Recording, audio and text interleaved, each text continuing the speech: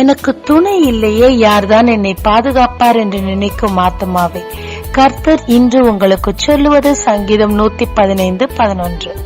அவரே அவர்களுக்கு துணையும் அவர்களுக்கு கேடகமுமாயிருக்கிறார்.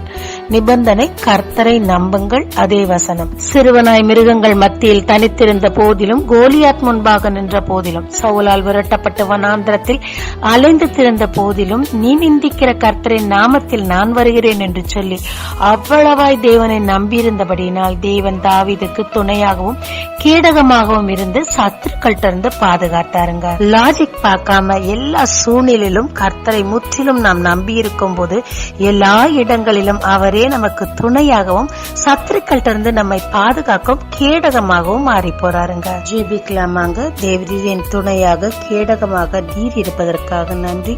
எல்லா சூழ்நிலையிலும் நானும் நம்ப கிருபை தாரும். இயேசு மூலம் பிதாவே, ஆமென். கிறிஸ்துவின் நாமத்தில் இந்த நாளில் உங்களை ஆசீர்வதிக்கும் ஜீசஸ் விஷன்.